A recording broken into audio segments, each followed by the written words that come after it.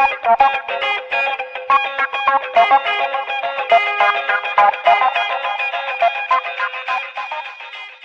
everyone. Welcome to Conversations with Nicole. Today, my guest is Megan Williams of Utah. She is a digital creator who says, I am all about body positivity, bringing people together and trying to do better every day. Now, I have to say, I found out about Megan through my best friend who sent me one of her TikTok videos that talked about friendship. And I said, I love this lady.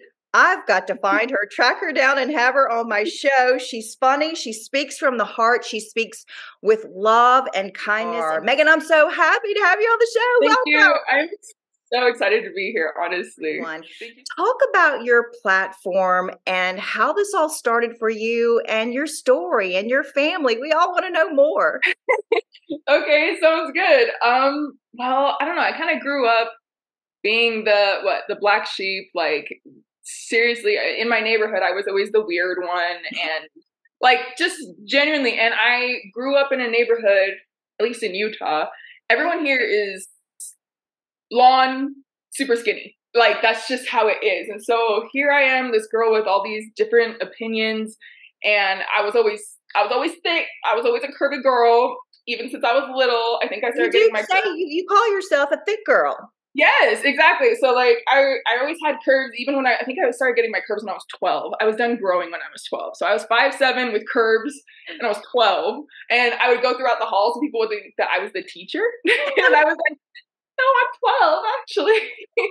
But yeah, but it kind of played with me a little bit, like confidence wise.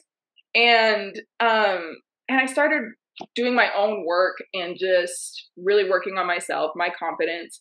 And other people started to notice that I was working on myself and how I was just really confident in who I am and everything about me. And a lot of people were like, how do you do that? Like, I just want to know how you do that. And I started giving basically tips. And I also started sharing just my personal journey and how I overcame things. And yeah, that's just kind of how my page. And I just wanted to let people know that they are truly amazing and they are worth something. Because I feel like a lot of the times social media, family, you never know, like your surroundings can make you feel that you doubt yourself. So or less than, yes, not yeah, or less than, exactly. And so I just wanted to bring a community together where we can all just be good friends and we're all just trying our hardest to be the best that we can be, honestly. I love that. And you talk about working on yourself, gaining the confidence that you needed. And did you genuinely and literally start that journey at 12? And what were the steps that you started to take then to be so confident at 25? I think you're amazing. Thank you. And I love your message. Thank you. Thank you so much. Honestly, and I also went to a dance school. Okay. So I didn't actually, it's kind of funny. So 8 hours a day I would dance instead of going to like math, science, this and this. All my curriculum was online and then I would just dance all day. But that also brought new things because it was a very ballet, like heavily influenced. And at least back then, dance has become so much more body positive now, which I appreciate. But like back then, it was like, if you are not super stick thin, skinny, you will not get the part. And that's how I grew up. And then I grew up in a family where being skinny was very important and just a whole bunch of other things. I think it was just like a constant like battle, I want to say. And then I finally met my husband and I was feeling all confident and then I had a baby and then I had postpartum. And so I had to go through the journey all over again. Yeah. We've all been there. Right. Exactly. But I had to find new steps to cope with the negative feelings, the negative thoughts in my personal life now as an adult and how I can teach it to younger people as well so that they can have the tools that I didn't have. So what is that advice on keeping the confidence that you share with your audience? I took a quote that I found and I'm going to share it with you. Yeah, go ahead. Is this okay? Yeah. 200 pounds and proud. You say you're a thick girl, but you have advice on overthinking, listening to yourself, daily affirmations. You share your struggles. You talk about shaming. You talk about cheat days and you talk about family. So talk a little bit about how you take all of those messages and grow from them yourself and share them with your audience. And they're like, you know what? If she can do it, like, why can't I? Why can't I do the very best that I can? And me and my family, we worked together with it very much. Like, I have a daughter and we do like mirror affirmations together. I'm like, okay, Kimani, that's my daughter's name. I'm like, all right, Kimani, I need to hear like, I'm beautiful, I'm respected, I'm worthy. And she's just like, I'm respected, I'm worthy. And I'm like, yes, queen. Like, yes. I love it. But empowering her at a young age to know her worth. And that is so important.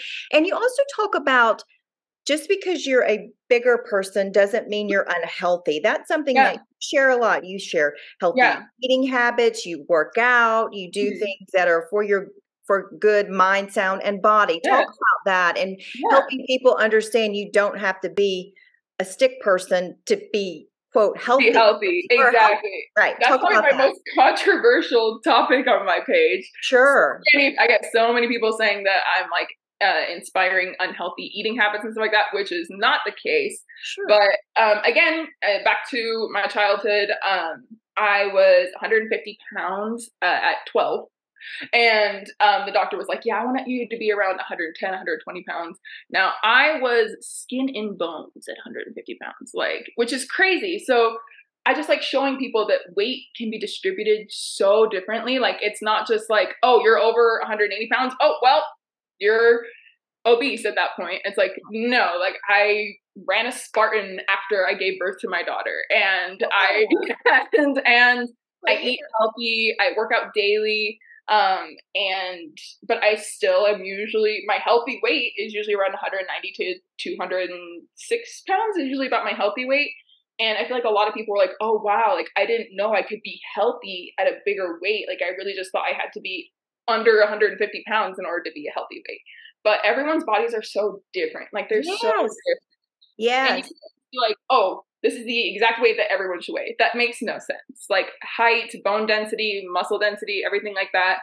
So yeah, it was definitely a good conversation piece. And I had a lot of women reach out to me saying like, I always thought I was super big, but you inspired me to love my body and know that it's okay to be over, like, not over, like society standards of overweight, but to be heavier and I can still be healthy. I just need to work on my personal habits. And I'm like, yes, that's exactly it.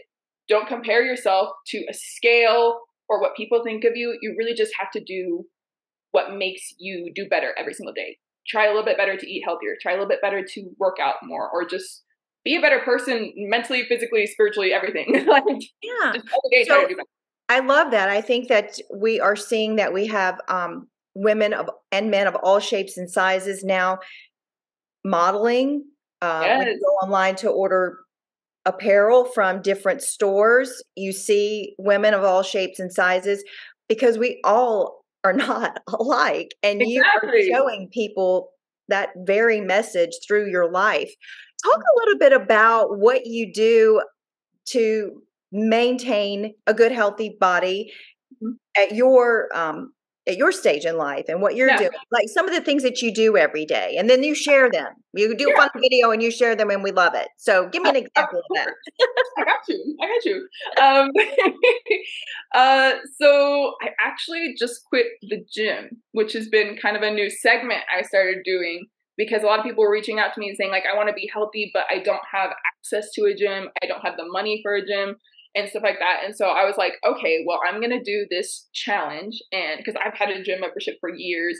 So I'm like, okay, I really got to start being creative in how I start moving my body and keeping healthy. So I actually made an at-home program that I'm sticking to right now. And I do have a blog. So if you want it, it is free. I just like to help people out. But yeah, so I do have a little workout program that I made for myself. I like biking. I like running around with my family. And yeah, I honestly stay active most of the day.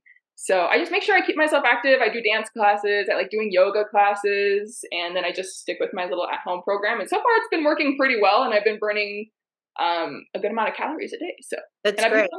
You do a lot of the things that I like. I like to walk. I like to bike. I like to run. I like to do yoga. And sometimes I'll do some other types of classes. I think the main thing is just doing it. Just doing it. Finding something that you like and feeling good about it at the end of the day. Exactly. No doubt you're staying busy if you're chasing a 2-year-old, right? Oh, yeah, of course. There's that. Yes. And a lot of people think that you have to go into a gym, and a lot of people are saying like, yeah, I have lots of gym anxiety, this and this. And I'm like, you don't have to go to a gym to be physically fit. Like, you don't need to do that. Like, I got a workout the other day, and I'm telling you what, that was the best workout I've had in a long time, and I've been going to the gym for a long time. So I was like, yeah, these at-home workouts can be pretty good too. Okay, so you talked about you're taking some dance classes now. I'm guessing they're a little bit different these days than the ones you did as a kid. Yes, definitely. Tell me about that. Oh my gosh. So there's actually this super cute, so she actually taught me when I was in junior high and high school, like as I was growing up, she taught me so the school I used to go to is called Pioneer Performing Arts, and she taught me there, and she's all about body positivity as well. I think she has I'll have to look up the page, but I think it's called Heels That Heal. And so it's like heels dance class. So it's like very sexy and fun, but it's all about like body positivity and trying to remain true to yourself. You actually do encourage people, I would think, to try something new. Yeah. Oh, of course. Because I mean, if you fail, what a great lesson you just learned. Like, yeah, they're really not all good at everything, but give it a try, right? Exactly. You really have nothing to lose, like, honestly, because you lose, you got a lesson. So you just got something. So right. And if you win, then you got a new skill. That's beautiful, Megan. That's well said. In this day and age of social media and being able to put content out there, what inspires you to keep doing it every day, to want to make people's lives better, bring joy? My postpartum self and my 12-year-old self. I don't want anyone to feel like how I had to feel. And I want to give them the tools that I can give them. I've learned all these lessons. I've built all these skills. And if I can give it to someone so they don't have to go through the long, grueling journey that I had to go through, and they can just go onto my blog and put all the tips that they need for free and that can just help them and just motivate them, like that's what I do it for. So no one has to feel like how I felt, and they can just start their journey light years ahead of what I had to start. I always say the gift is in the giving, and that's what you're doing now. You're giving a gift of hope, of encouragement, and good information. So where can they find that blog and all that good information? Yeah, it's just called Self-Care Lair. I love that, by the way. Yes. Self-Care Lair. Yeah, it's Self-Care Lair, and then it's just .blog. Yeah, I have a couple free workouts, and then I have, just like I even have like tips on how to find cute jeans for curvy girls, stuff like that. Yeah, just fun little tips that I have. And yeah, so that is what it's called, selfcarelair.blog.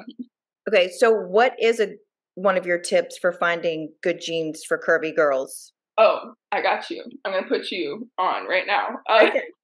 So I found out it has to be stretchy material, stretchy material and elastic in the waistband. Like, that's like the main thing that I found, because a lot of the times you have like that gap when you wear jeans, because like they'll fit over your legs, but they won't, like your waist will be too small or something, and then you'll just have like that gap that we all love. But with the elastic in the waistband, it cinches up perfectly, so it can go out if you get bigger, or if you lose weight, it still looks nice on you. So it's perfect. That's a great tip. Mm-hmm. Self-Care Lair. I love it. That's what I found. I took my niece and my daughter with me, and I'm like, we're going to try on all the jeans at the mall. We're going to try on all the jeans at the mall, and we're going to see which ones work for me, because no jeans ever worked for me. And I actually found the best ones at Forever 21, which I was so shocked. I was like, Forever 21? Yeah. I couldn't shop here anymore once I turned 22. But I was thinking, isn't that mostly like really young kids? But you're still young, but I get it, right? What are some other tips for dressing as, a larger girl, or like makeup or anything like that? Because you're gorgeous. So I don't know what you're doing, but it's working. I need that. I need those tips. Oh my goodness. I feel so silly. Like, I feel like I don't have that many tips. I don't know. I just try my best every day. Genuinely. Like, that's about it. Like, I try learning new makeup styles. I actually just shared a makeup look on my TikTok. It was so funny. Someone asked my lip color, and I was like, you guys, I just mixed like 3 different colors together. I do that too. Yeah, I was like, it's nothing. It's nothing. Like, this one up, that one up. Yeah. I'm like, oh, this could look cute. Let me blend it. Yeah, sure, that works. Like, I'm not doing anything revolutionary. It's not tactical. It's just, okay, this makes me feel confident. This makes me feel happy. I'm going to do that. I try not to own any clothes that make me feel unhappy. So, Yeah. So like if I Don't own clothes that make you unhappy. So yeah, own happy clothes. I love yes, that. exactly. Like if I ever feel like kind of weird in the clothes where I'm like, you know what, I don't really feel like this best fits me, instead of holding on to it being like, oh, when I lose the weight or when I gain the weight or when I do this, I'm like, okay, I'll just donate it. I just say like, thank you, clothes, for helping me. I'm gonna give you to someone that's gonna put you to better use. So Great that's just tip. Great tip.